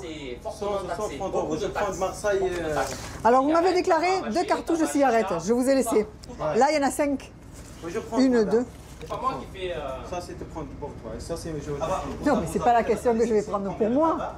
C'est que si tu m'avais déclaré 5 cartouches, c'était différent. Oh putain. Bon, alors, tout ça, c'est interdit. Je vais te dire le montant de l'amende. Hein, voilà. Il est vos poches. Vu l'argent qu'il a sur lui, voilà. Il aura 100 € d'amende. Je vais lui laisser ça pour remonter, puisqu'il remonte à Metz. Oui, il se débrouillera. Hein. Là, c'est vraiment un minimum. Un minimum. Allez, signez-la. 100 € d'amende. L'homme s'en tire à bon compte. Il repartira les mains vides, la marchandise est confisquée. Sur ce bateau, les douaniers ont accumulé les prises. Bilan de la journée, plus d'une centaine de cartouches et des dizaines de contrefaçons. Le volume par semaine est assez important au niveau des saisies. Et donc, malheureusement, on ne saisit pas tout. Donc, on peut imaginer que le trafic est d'une ampleur assez importante. Ça, c'est la prise qui représente à peu près combien de temps, ça? Non, ça c'est sur une demi-journée, ça peut être sur un seul véhicule. Là, c'est sur un seul véhicule. Hein. Là, c'est attaché qu'à une seule affaire. Ici, on est sur de la contrefaçon, donc là, d'une marque bien connue. Ça rapporte, là, ce trafic de cigarettes en ordre de prix, c'est quoi? Tout simplement, donc, on peut dire jusqu'à 5 à 6 fois le prix par rapport auquel ils ont acheté là-bas, au prix de revente. Donc, ça peut devenir vraiment intéressant, vraiment juteux. Et ensuite, c'est destiné à la revente sur la Porte d'Aix, Noailles, etc. Et ça peut même repartir vers d'autres villes de France. 800 000 €, c'est la valeur du tabac de contrebande saisi à Marseille l'année dernière. Au final, toutes ces cigarettes seront détruites. Pour les autres, celles qui ont échappé à la vigilance des douaniers, elles seront revendues sur l'un des nombreux marchés parallèles de Marseille. Nous nous sommes rendus en caméra cachée sur l'un de ces marchés, celui de la Porte d'Aix, un endroit que tous les Marseillais connaissent. Combien la cartouche? 30 €. 30 €. C'est au milieu, c'est au Langelo. Combien? Paquet, cartouche. Cartouche. Langelo, blanc, 28, c'est au milieu. 30. Ouais. 32. 28 là, pour blanc. Les revendeurs n'hésitent pas à interpeller les clients pour écouler leurs marchandises. Des cartouches de cigarettes à moitié prix, 30 € en moyenne au lieu de 60 dans le commerce. Combien? 20. 20. Non, 27. Ça va. 27, Allah, 27. Vous l'avez là? Attends, j'arrive loin. Le trafic est parfaitement organisé. Un vendeur, avec seulement quelques paquets sur lui, attire les clients. Juste à côté, un complice l'approvisionne en gros. Ouais, je vais la prendre. La pochette, un sac. Ouais, je vais la mettre dans mon sac. Attention, la police. Ouais, je la range. À Marseille, on estime qu'un quart de la consommation de tabac provient des cigarettes de contrebande. Mais sur ce marché, on ne trouve pas que des cigarettes. Ici, on peut également se procurer toutes sortes d'articles de contrefaçon, au détail ou en gros. Des articles qui seront ensuite revendus par les marchands à la sauvette qui pullulent à Marseille. C'est quoi la marque? C'est ça? Montre-moi-le. Ouais, ouais. C'est la BAC qui lutte au quotidien contre ce trafic. Didier et ses hommes viennent de surprendre un revendeur en pleine activité. Il y a des marques là ou quoi? Sûr, hein? Si je cherche, si je trouve au fond, hein? L'homme assure qu'il ne vend pas de contrefaçon, mais les policiers vont vite constater le contraire. Ah, ça commence, Adidas. Ah, Real Madrid. D'où vous le sortez, ça, monsieur? Vous avez une facture d'achat ou quoi que ce soit? Combien il y a le maillot? Combien il y a le maillot? 2. Attendez, j'ai pas fini. S Marshall aussi, c'est. Ouais, mais c'est en bois, ça, non, US Marshall? V2, V. Ah, il y a le OM maintenant, mais il est de côté, ceux de marque. Ils sortent d'où? Hein? C'est des contrefaçons ou c'est des vrais? C'est des vrais? Combien vous le vendez, ça, monsieur? C'est la verbe. 20 €? Ouais. Ah, c'est contraventionnel, ça. C'est une vente à la sauvette. Il n'y a que ça, là, qui c'est un pays encore. Hein. Je ne sais même pas s'il est vrai. Ah, c'est parti. Là.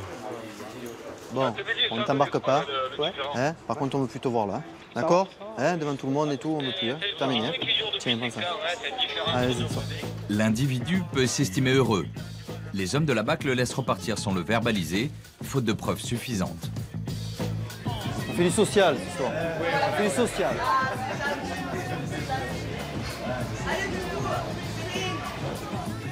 Évitez, hein, évitez quand même, hein, elle a vu tout le monde. C'est la première fois, je sais très bien que c'est la première fois, mais évitez. Hein. Ce soir, c'est sans suite, mais bon, évitez quand même. Hein. Vous avez vu comment elle est brave, hein? Lui, c'est plus un pauvre bougre qu'autre chose. Bien. La première fois qu'il est venu, et on passe par là, nous. Pas de chance. Mais tout le monde le connaissait, hein, le gars, tout le monde. Il le connaissait tous, il l'appelait pas son prénom. Tu sais.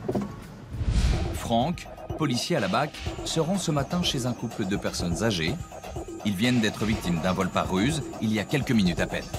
Le bon vieux vol par ruse, quoi, l'ancien. Faux employés des eaux et 2 faux policiers.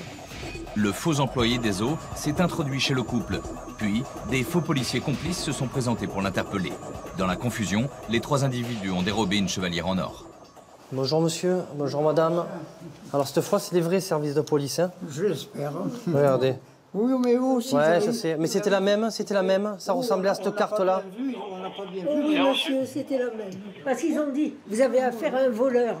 On vient, on l'arrête. Alors ils ont mis les menottes derrière et ils sont descendus comme ça. Qu'est-ce qu'on a comme signalement? Monsieur, des hommes grands comme ce monsieur. Et costaud. Un costaud. Franck transmet leur signalement à un collègue resté dehors.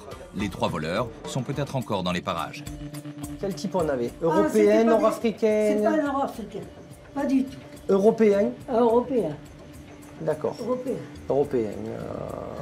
Relativement costaud. Quel âge on leur donnerait?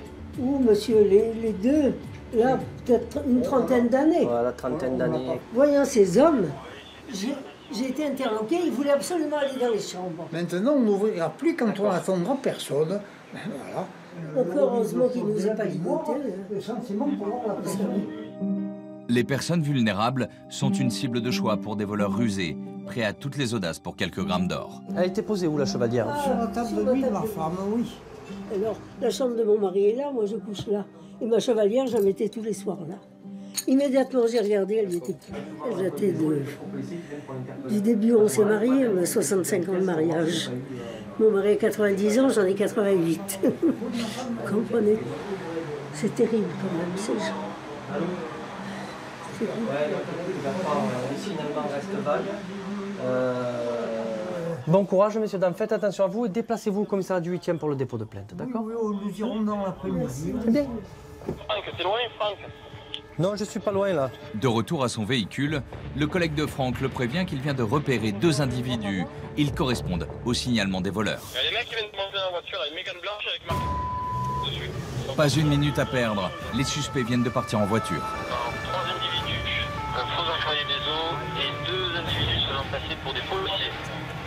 Franck décide de procéder au contrôle des 2 individus. Il espère mettre la main sur le bijou dérobé. C'est un contrôle, monsieur. Les policiers fouillent les 2 personnes à la recherche des fausses cartes de police. Vous avez rien de particulier sur vous, monsieur? Je vais vérifier. Hein. Videz vos poches ici. et vérifie leur emploi du temps. Vous avez rencontré un client là-bas? C'est-à-dire, comment je peux vérifier vos dires? Moi, si vous me dites que je suis allé voir un client, je vais aller voir le client, moi, hein, monsieur. Oui, Bertrand. Ouais, on a la voiture, là, on est en contrôle. Les gars me disent qu'il y a un chantier en ce moment, derrière le Mistigriff. Tu as ça là-bas sur place ou quoi? Au téléphone, le collègue de Franck confirme leur alibi. Fausse alerte. Votre attitude a paru suspecte à un fonctionnaire qui était en place, en attente, au rond-point du Prado. Mais ça s'explique. Ça marche, messieurs. Au revoir, bonne journée.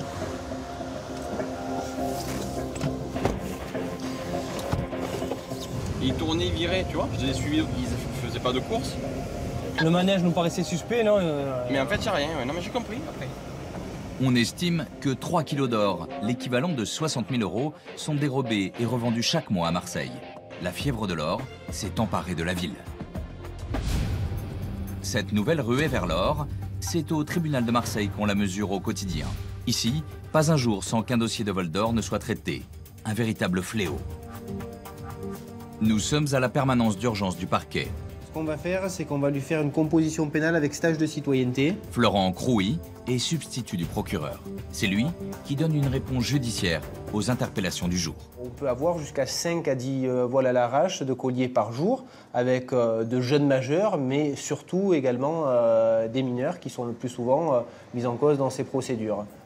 Pour endiguer la recrudescence de ces vols, la justice est sans pitié pour ceux que l'on appelle les arracheurs. Là-dessus, on a une réponse et une politique pénale qui est empreinte de fermeté, avec des déferlements systématiques auteurs, majeurs ou mineurs, parce qu'on estime que pour mettre un terme à cette délinquance de voie publique, il n'y a que l'emprisonnement, ne serait-ce qu'une courte peine d'emprisonnement, qui peut aussi dissuader ces jeunes de commettre ces délits. Pourtant, rien ne semble pouvoir arrêter cette délinquance encouragée par la flambée du prix de l'or. Et justement, ce matin, Florent Crouy répond à l'appel d'un enquêteur. Oui, bonjour, monsieur. Au vol de violence à la baie du centre. Je vous appelle pour... Vol à l'arrache au départ, et je crois que ça s'est transformé après en violence et outrage. Hein. En violence, outrage et injure à caractère racial. D'accord. Alors c'est quoi qu'on essaie de lui voler à la victime? Ah ben, on n'a pas essayé, il lui aurait arraché son collier. Ah d'accord. Donc on n'est pas seulement sur une tentative, on est sur un vol alors. Ah oui, non, l'arraché a eu lieu, il n'y a pas de souci à ce niveau-là. D'accord, bon, je suppose qu'au moment où il s'est un peu emporté, il y a plusieurs fonctionnaires qui l'ont interpellé et qui l'ont maîtrisé au sol. Ah voilà, oui, donc il n'y a pas eu d'arrangement, quoi, je veux dire. Non, mais pour surtout, il aura craché la figure, ça passe pas. Ok, est-ce que alors, lui, voilà, c'est quoi sa position sur le fait? Alors, il reconnaît tous les faits qui lui sont reprochés, sauf l'arrachage du collier. Oui, sauf le plus important et sauf qui nécessite au départ l'intervention des policiers. Voilà. Le magistrat décide d'entendre dès le lendemain l'auteur présumé du vol, avant qu'il ne soit jugé, en comparution immédiate. L'auteur de l'arrachage, c'est lui. Il a 19 ans. Récidiviste, il est actuellement en liberté conditionnelle. Avant d'être présenté au substitut du procureur, il est entendu par Farid, un membre des services sociaux du parquet. L'occasion pour l'individu de clamer son innocence. Vous êtes quelqu'un de vif dans la vie? Vous avez Non, je suis quelqu'un de calme, de douce. Et là, je suis énervé parce qu'on ne m'a pas écouté, que j'ai pété les plombs. Et là, je suis excédé, que ça fait plus de 48 heures que je suis en garde à vue. Oh, je suis père de famille. Maintenant, voilà, je me retrouve dans la merde pour rien. Maintenant, l'outrage, je le reconnais, l'outrage, la rébellion, je me suis excité, je me suis énervé, ça c'est vrai. Mais voilà, suite à quoi? À une injustice, c'est tout. D'accord. Allez, merci. Au revoir, Michel. Pour Farid, c'est l'avenir même de ce jeune qui va se jouer devant le tribunal. Il n'y a pas d'entre-deux. Il est ou relaxé ou condamné. On est face à un dilemme. Soit ce gamin, parce que c'est un gamin, il va pouvoir rebondir, soit à un moment donné, il va être à nouveau cassé. Monsieur, les mains dans le dos, je vous prie. Le mis en cause est présenté au substitut du procureur. À poil pour les beaux maîtres. Il va lui notifier les charges retenues contre lui, avant son passage en comparution immédiate. Pour le jeune homme, c'est la dernière occasion de se faire entendre. Bonjour, monsieur. Faut vous asseoir, monsieur. Alors, je suis le procureur de la République, je suis avec une auditrice de justice, c'est-à-dire une magistrate en formation qui va assister à l'entretien. Vous reconnaissez les violences, les outrages, les dégradations, et vous contestez l'infraction initiale, l'infraction qui a nécessité l'intervention des services de police, c'est-à-dire le vol avec violence. Alors dites-moi exactement ce qui s'est passé, monsieur. Je ne suis pas un voleur, je n'ai pas à être accusé de ça. Je suis père de famille. Depuis que je suis sorti de prison, je vous jure, je fais tout. Je suis premier de ma classe. Mes patrons, ils sont... Je suis apprenti maçon, je suis premier de ma classe. Mes patrons, ils sont fiers de moi. J'ai réussi à récupérer mon enfant. J'ai une copine, on est en train de chercher un appartement. Je suis en train de tout bien me remettre. Ma copine travaille, est en train de tout bien restabiliser ma vie. Et je vais aller me gâcher tout ça pour un collier. Mais là, vous êtes en train de la gâcher, votre vie, monsieur, parce que si moi je suis votre position, que je ne partage pas et que vous n'êtes pas l'auteur de ce vol, reste qu'après, il y a des infractions qui ont été commises et que si vous êtes aussi brillant que vous le dites, je ne vois pas pourquoi vous avez outragé. Hors de moi, j'ai senti l'injustice. Une fois que la victime elle est venue, elle me désigne en tant que voleur que c'est pas moi. Mais c'est vous. Moi, je dis qu'elle vous a reconnu en confrontation et qu'elle vous a reconnu au moment où vous étiez sur les lieux des faits. Mais c'est écrit qu'il y a beaucoup d'incohérences dans ce qu'elle a dit, dans le rapport de police. Moi, je ne vois pas d'incohérence, monsieur. Je vois qu'elle vous reconnaît formellement. C'est tout ce que je vois. Voilà, monsieur, merci. Vous redescendez au Joal et puis on fera... Ça sera vous le procureur cet après-midi? Non, ce sera un autre procureur. Même s'il reconnaît les violences, le déni total du vol ne plaide pas en sa faveur. À l'issue de sa comparution, il sera condamné à la peine planchée. 3 ans de prison, dont 18 mois avec sursis. À Marseille, 80% des vols avec violence concernent des arrachages de colliers. Au même moment, le procureur de la République, Jacques Dallest, a réuni l'ensemble des services de police, des douanes et de la gendarmerie. Bon, alors sur les faits marquants, on demande compte, on n'en a pas eu pendant près de 6 mois, puis il y a eu notre site. Ces réunions se tiennent 2 fois par mois. Elles sont l'occasion de faire un point sur les affaires judiciaires marquantes. Aujourd'hui, Jacques Dallest tient particulièrement à mettre l'accent sur le fléau du vol d'or. Il faut continuer les opérations contre les bijoutiers ou les officines d'achat d'or, parce que ça c'est... Ah, c'est une plaie. Il faudrait même qu'on arrive un jour à faire un petit dossier pour en faire passer en comparution immédiate pour recel. On a besoin de mettre hors d'état de nuire le maximum de ces voleurs à l'arraché, et également de mener cette lutte en aval auprès des acheteurs. Ça, c'est un combat qu'il faut mener, que nous menons. Dans le collimateur du procureur, ces officines qui fleurissent à Marseille. Il s'en est ouvert une 50aine l'année dernière. Certaines n'hésitent pas à proposer le rachat de bijoux abîmés comme un clin d'œil aux arracheurs. Les consignes du procureur sont relayées sur le terrain. Patrick mène une enquête sur des commerçants peu regardants sur l'origine de l'or qu'ils rachètent. Ce matin, il se rend dans une bijouterie qui a pignon sur rue et qui recèlerait de leur volet. Là, nous allons procéder à un contrôle de la bijouterie qui se trouve dans le centre commercial des et remonter sur des recels de bijoux volés au sein de l'agglomération marseillaise. Et ultérieurement convoquer cet individu si on venait à découvrir et à constater des infractions. Pour mettre à jour d'éventuelles infractions, Patrick, accompagné des services de douane et des impôts, va éplucher le livre de police, la Bible des bijoutiers. À l'intérieur, doivent obligatoirement figurer toutes les transactions d'or et l'identité des vendeurs. Bonjour madame, service de police madame. On vient procéder à un contrôle de la bijouterie. Dans un premier temps, je vais juste vous demander le livre de police et vos pièces d'identité s'il vous plaît. Très vite, les policiers constatent des anomalies. Le registre n'est pas tenu correctement, il manque des caractères obligatoires qui ne permettent pas de retrouver les fournisseurs et les déposeurs d'or. Il reste assez flou sur leur déclaration de toute façon. La bijoutière est dans l'impossibilité de justifier la non-tenue du livre de police. Il n'y a pas de pièce d'identité du tout là. Oui, là. Non? Attendez. Est-ce qu'il y a... Certains ont des adresses, mais pas tous. Certains ont des prénoms, mais pas tous. Donc l'intérêt du registre, c'est qu'on le avoir la vérifie. traçabilité. Patrick découvre également que les commerçants ont acheté de l'or à des mineurs, ce qui est formellement interdit. Il cherche à en savoir plus. Est-ce que vous imaginez vos enfants aller vendre de l'or? Non. Alors, pourquoi cet enfant viendrait vendre de l'or?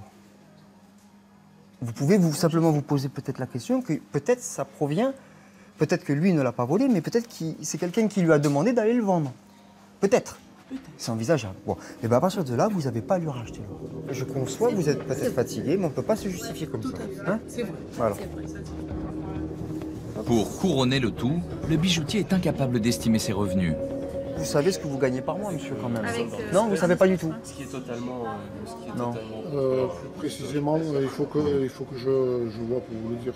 Ouais. Donc vous ne savez pas. Vous savez pas. Non. Vous ne connaissez pas vos revenus.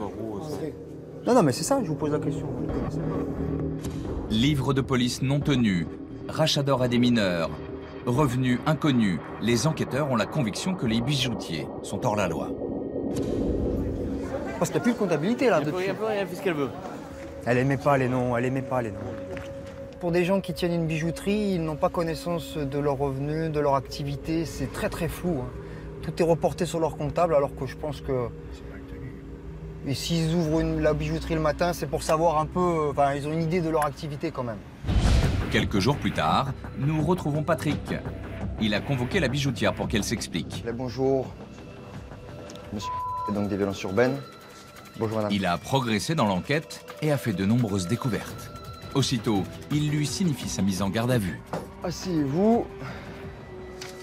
Donc, dans un premier temps, je vous informe que vous êtes donc placé en garde à vue. D'accord ? Pour les faits suivants, pour les faits de recel, au sein de en tant que gérante de la bijouterie, et également pour non-tenue du livre de police et non-comptabilité matière. La non-tenue du livre de police est passible de 6 mois de prison. Quant au recel, c'est 10 ans d'emprisonnement. En présence de l'avocate de la bijoutière, l'audition peut commencer. Sur une carte d'identité, il y a une date de naissance. Je n'ai pas regardé, j'étais pas vigilante. Patrick communique à la femme un témoignage capital qu'il a recueilli. Celui d'un jeune décité, mineur, à qui elle aurait acheté des bijoux volés. Lui dit que dans cette bijouterie, il ne demandait pas de pièces d'identité et que c'était facile à revendre. Pour tout vous dire, certains jeunes auteurs de vol à l'arraché vont vendre dans cette bijouterie. Et je lui pose la question s'il retournait vendre de l'or dans cette bijouterie ultérieurement. Elle me dit oui, après en avril. Ils m'ont pas demandé de pièces d'identité, pas de question quant aux bijoux qu'ils étaient cassés. C'est bizarre. Et ils m'ont remis 380 €. Je lui demande si les bijoux étaient bien cassés ou abîmés. Il me dit oui, je me souviens même, c'est les fermoirs qui étaient arrachés. Alors ils peuvent être arrachés pour plusieurs raisons. Mais quand il y en a plus d'une, c'est lui qui dit. Mais il y en a beaucoup qui disent, hein, parce que le premier dans l'affaire de recel, il disait aussi. Lui, il dit. Et les deux autres, ils disent. Donc là, finalité, vous êtes en train donc de me dire que ce qu'il dit n'est pas vrai. D'accord? Et maintenant, moi, je vais vous dire, la seule façon de le démontrer, ça serait votre livre de police. Mais en l'occurrence, là, je ne peux pas dire que vous avez raison, puisque votre livre de police, il est vierge. Patrick pense avoir mis en lumière les malversations de la bijoutière. Il espère bien décourager les arracheurs de colliers.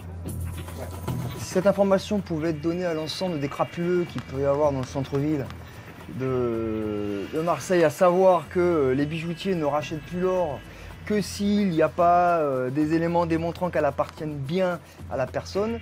S'il n'y a pas de receleur, il n'y a pas de voleur. Laissée libre sous contrôle judiciaire, la bijoutière attend son procès. Elle risque jusqu'à 10 ans de prison.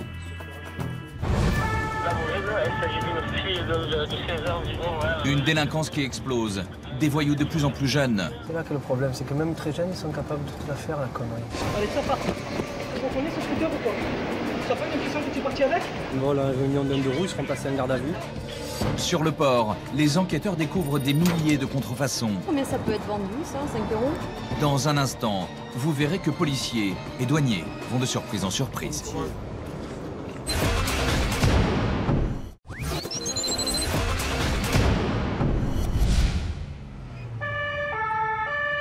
Nous sommes avec les hommes de la BAC, la brigade anticriminalité. Ils sillonnent le sud de la ville de Marseille. Ce matin, la radio annonce le vol à l'arraché d'un téléphone portable. L'auteur du vol, une adolescente d'une quinzaine d'années. Il s'agit d'une fille de 16 ans environ, la mise en cause. 1m65, corpulence mince. Le vol a eu lieu il y a longtemps de ça. Il y a plus d'un quart d'heure, L'arrachage a été commis il y a une vingtaine de minutes. Et pour les hommes de la BAC, il est peut-être déjà trop tard. Les victimes peuvent se plaindre auprès du 17, qui nous relaient l'information. Mais là, on a souvent un décalage, qu'on est en retard de 10 minutes, un quart d'heure, et à partir de là, c'est perdu, quoi. Mais Franck a une intuition. Il décide de se rendre dans un foyer de jeunes filles en difficulté, situé juste à côté du lieu de l'infraction. C'est peut-être l'endroit où s'est réfugiée la voleuse. Ouais, affirmatif, on va se rendre sur le foyer dans un premier temps. Hein. Ouais, juste là à gauche, ouais, c'est ça. Ouais. Bonjour madame, c'est les services de police. On intervient, on a eu un vol violence commis sur une jeune fille par une autre jeune fille âgée de 16 ans. Jean, débardeur bleu, les sourcils vraiment épilés, quoi. Non. Donc ça correspond pas du tout, quoi. Prévenu trop tard, cette fois-ci, les hommes de la BAC ne parviendront pas à retrouver la voleuse. Franck dirige l'équipe de la BAC. Mais avec ses hommes, il est surtout un spécialiste des vols à l'arraché. À Marseille, il s'en commet près de 10 000 par an, une trentaine par jour. Un véritable sport local, alors forcément, il est constamment sur la brèche. Ils peuvent souvent s'attaquer à des personnes donc pour un téléphone portable, un sac, un collier, voire un deux roues finalement, hein, et taper un deux roues, quoi. Pour lutter contre ce type de délinquance, véritable psychose pour les Marseillais, les hommes de la BAC n'ont qu'une alternative, le flagrant délit. Donc ce qu'on fait, nous, c'est qu'on choisit un secteur, on s'y pose, on y travaille, on essaie de repérer ces individus, et à partir de là, on les prend en filature. On les prend en filature, et puis on erre comme ils font, quoi, hein, finalement, sans se faire repérer. Et puis s'ils viennent à taper, ben, on est là au bon moment, quoi. Chaque jour, Franck et ses hommes pistent les profils qui leur paraissent suspects. Fais le tour, tu te mets en face, à la limite, qu'on essaie d'avoir une vue. Voir ce qu'ils font. Tu les vois là, tac. Ils sont là, là. Là, tu en as deux là. Ils sont à la sortie du métro, tu vois. Regarde un peu à droite, un peu à gauche. Au loin, il vient justement de repérer deux adolescents. Ils sont très jeunes, mais bon. C'est là que le problème, c'est que même très jeunes, ils sont capables de tout la faire, la connerie. Avec Laurent, son collègue, Franck se met aussitôt en chasse. La filature commence. Pour ne pas attirer l'attention, nous les accompagnons en caméra discrète. Ce qu'il nous faut, c'est avoir le meilleur visuel pour pas être trop près, pour pas se faire détroncher, pas être trop loin pour voir s'ils tapent. Tiens un visuel, toi? Les policiers ont du mal à suivre les deux jeunes suspects. Sur leur garde, ils ne cessent de se retourner, de revenir sur leurs pas. Puis brusquement, ils se mettent à courir. Pour les hommes de la BAC, il s'agit de ne pas se faire repérer. Recule, moi j'ai le visuel. Ils abordent une femme, peut-être, attends, non? Il y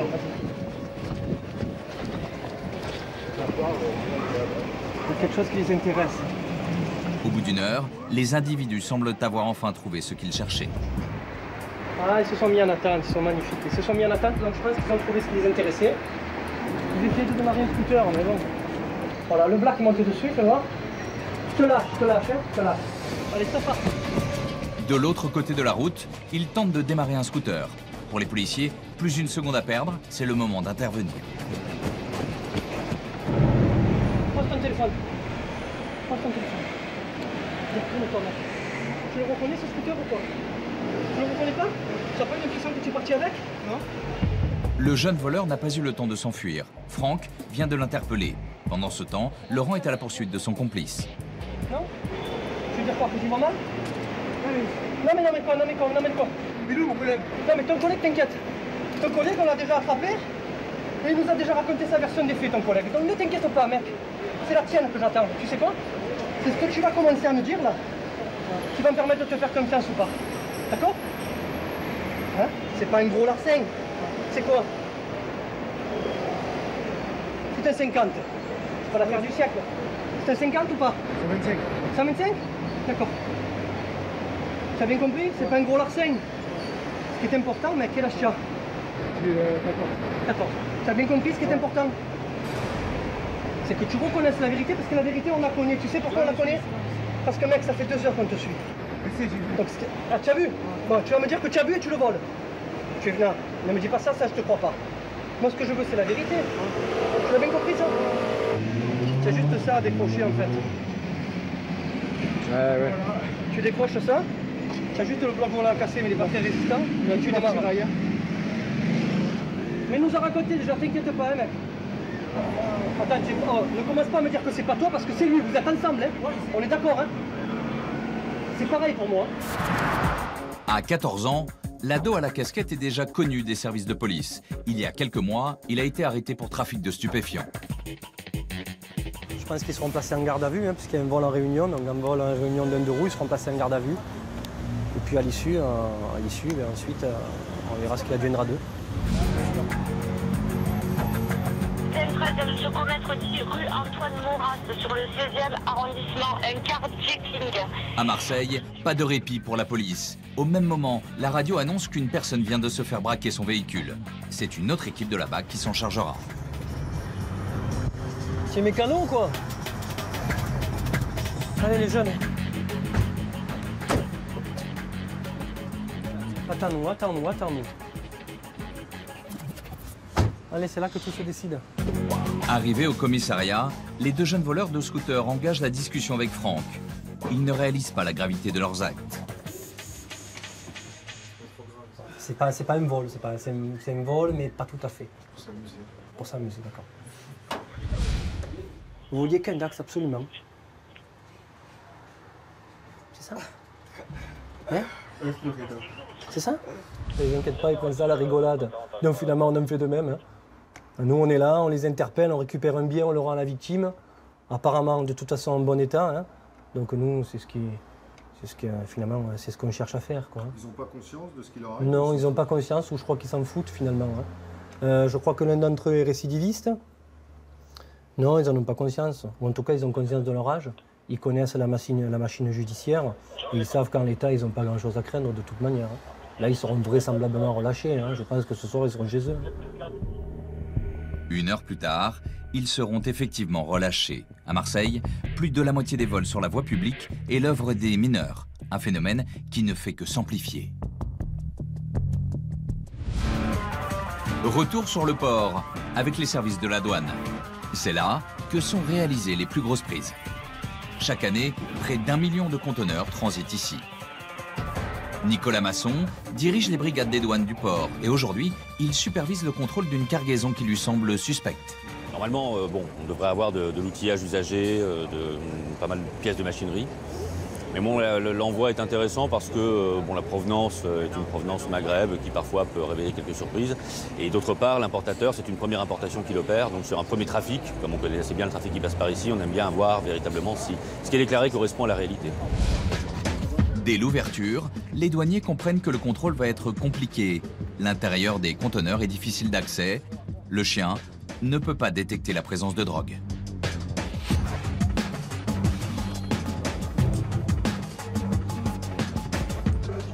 Là, il n'a pas marqué du tout, de toute façon, sur celui-là, quand il est rentré. Non, mais bon, pas. Non, mais là, on ne peut pas aller jusqu'au bout.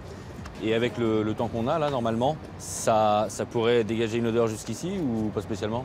S'il y avait des kilos, ouais, forcément, voilà. qui le prendraient, forcément. Bon, déjà, on n'est pas dans cette configuration-là, quoi. Non. Bon, ok. Là, le souci, c'est qu'on ne peut pas aller beaucoup plus loin dans le déchargement pour aller vérifier ce qu'il y a véritablement à l'intérieur. Bon, de toute évidence, s'il y avait une très grosse quantité de stupéfiants, parce que c'est essentiellement ça qu'on cherche sur ces deux conteneurs, le chien aurait probablement marqué parce qu'il n'y a pas beaucoup de vent, il fait très chaud, ça a voyagé longtemps, donc l'odeur dégagerait quand même assez largement. A priori, rien d'illégal, mais les douaniers n'ont pas dit leur dernier mot. À l'aide d'une caméra miniature, ils poursuivent l'inspection. Finalement, ils ne trouveront rien. La marchandise sera expédiée dans la journée à son destinataire. À quelques mètres de là, dans cet entrepôt, les douaniers ont un peu plus de chance. Ils ont isolé 2 conteneurs en provenance de Syrie. À l'intérieur, plusieurs milliers de vêtements de contrefaçon. Ils savent qu'il va leur falloir plusieurs jours pour effectuer l'inventaire de la marchandise saisie. Ouais, ça a l'air d'être un carton le carton là, entier, donc on commence par le vider, trier pour voir si au milieu... Voilà, on ne sait jamais s'il n'y a pas de choses, bien sûr. Patrick Anthony supervise l'opération de comptage. Pièce par pièce, son équipe vérifie le caractère contrefait de chaque article. Là, en fait, il n'y a pas de contrefaçon particulière, il n'y a même rien du tout. Sauf que... Surprise. Et monsieur Doyen, venez voir. Là, vous avez Popeye. Oui.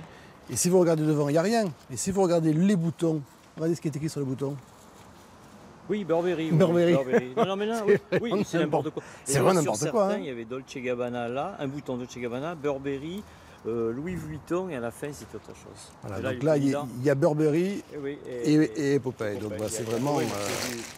c'est un peu fait... C'est fait comme ça vient, quoi. Oui, oui, absolument.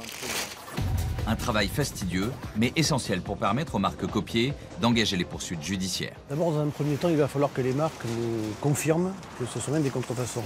À première vue, on n'a quasiment aucun doute, mais on ne peut pas travailler sans avoir l'accord préalable des marques pour relever l'infraction de contrefaçon. Donc pour l'instant, elle va être retenue dans l'attente de la réponse des marques. Nous avons 10 jours pour obtenir la réponse des marques.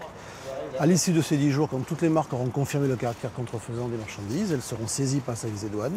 Il y aura, je suppose, des poursuites judiciaires. À défaut, elles seront confisquées au profit de l'administration et ensuite détruites. Au total, les douaniers ont intercepté 5000 vêtements pour enfants. Un peu plus tard, ils découvrent une centaine de sacs de marques de luxe. Bon, c'est quand même une copie, hein, parce que bon, ce modèle, il existe chez Chanel. Je sais pas combien ça peut être vendu, ça, 5 €. L'année dernière, 400 000 articles contrefaits ont été saisis sur le port de Marseille.